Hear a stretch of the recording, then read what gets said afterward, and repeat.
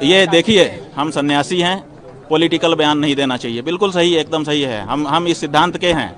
लेकिन पॉलिटिकल वाले को भी तो धर्म के मामले में नहीं करना चाहिए, आगे बढ़ना चाहिए। पॉलिटिकल वाला धर्म के मामले में आगे बढ़े, आप लोग उसका समर्थन करो। मोदी जी अगर मंदिर में आके धर्म स्थापना करने लगे तो आप लोग उसको एकदम लाइव दिखाओ। और अगर शंकराचार्य मंदिर के बारे में, धर्म के बारे में कुछ बोल दे तो आप कहो कि सन्यासी को नहीं करना चाहिए। राजनीतिज्ञ लोग धर्म में हस्तक्षेप बंद करें, हम गारंटी दे रहे हैं कि हम राजनीति में बोलना बंद कर देंगे। लेकिन आप हमारे धर्म में निरंतर हस्तक्षेप करते चले जा रहे हो और हम धर्म के बारे में ना बोलें। अच्छा, जो राजनीतिज्ञ हैं, क्या उनके जीवन में अगर जो धर्म है उसका पालन उनको नहीं करना चाहिए? क्या हमको एक धर्माचार्य के रूप में किसी को सच्चा हिंदू तो नहीं बताना चाहिए? क्या हमको विश्वासघात जैसा जो पाप है उसके बारे में लोगों को, जनता को सचेत नहीं करना चाहिए कि देखो, अगर तुम धार्मिक हो तो तुमको किसी के साथ विश्वासघात नहीं करना चाहिए? ये बात हमको नहीं कहनी चाहिए। हमने कोई राजनीति की बात नहीं कही, हमने धर्म की बात कही है। क्यों? क्योंकि केवल हम हिंदू हैं कह देने से नहीं होगा। जब हम धर्म के मर्म को जानेंगे और उसको अपने जीवन में अपनाएंगे तभी हम हिंदू होंगे।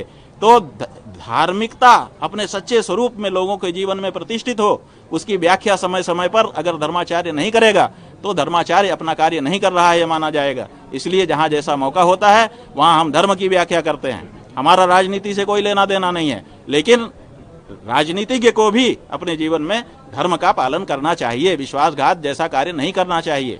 समझ गए कि नहीं?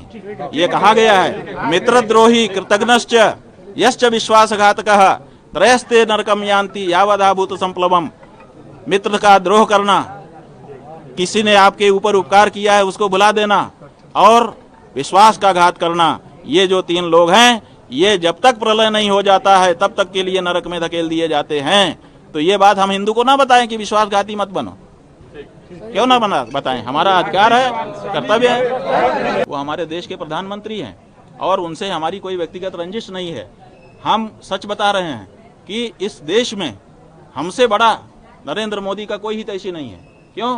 क्योंकि आप लोग उनको प्रधानमंत्री के रूप में देखते हो, नेता के रूप में देखते हो। हम ये देखते हैं कि कल को इसका भी प्राण छूटेगा, कल इसका भी शरीर छूटेगा, और जब ये यमराज के दरबार में खड़ा होगा तो ये क्या कहेगा? क्योंकि इतने पाप इसके हाथ से करवा लिए जा रहे हैं, इतनी मूर्तियां तोड़वा ली जा रही हैं, इतनी गायों की हत्या करवा ली जा रही है, ये सब करवाए जो अशास्त्रीय कार्य किए जा रहे हैं, धर्म विरुद्ध कार्य इसके हाथ से करवा लिए जा रहे हैं। उसका ये क्या जवाब देगा यमराज के दरबार में?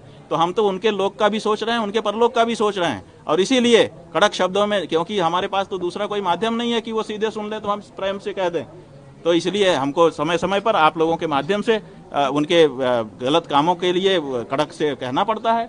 लेकिन हमारे मन में उनके लिए मैल नहीं है, हम उनका अच्छा चाह करके वो ये बात कहते हैं। लेकिन क्या करें, आजकल तो जो सच कहे, जो आपके हित की बात कहे, वही कड़वी बात आप स्वीकार ही नहीं करना चाहते हो। आप समझते हो ये हमारा दुश्मन है, तो आप दुश्मन मान के बैठे रहो।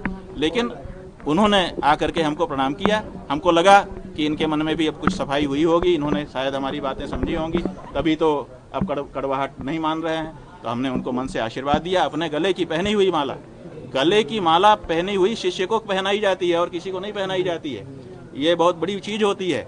लेकिन हमने वो उनको प्यार से पहनाई और उनको आशीर्वाद दिया। भगवान उनको और ऊंचा ओहदा दें और उनके अंदर शक्ति दें कि उनके हाथों से जो गलत काम उनके चट्टे बट्टे करवा रहे हैं वो कम से कम इस मामले में कड़क हो जाएं। जैसे हम कड़क हैं वैसे ही हम चाहते हैं कि नरेंद्र मोदी इस मामले में कड़े हो जाएंगे। भाई गलत काम हमसे मत करवाओ, करवाना चाहोगे तो हम नहीं करेंगे। ना तो कहें वो शिष्य हो गए आपके, तो भाई वो शिष्य हो जाए वो उनसे पूछिए, हमने जो किया हम अपनी बात बता सकते हैं।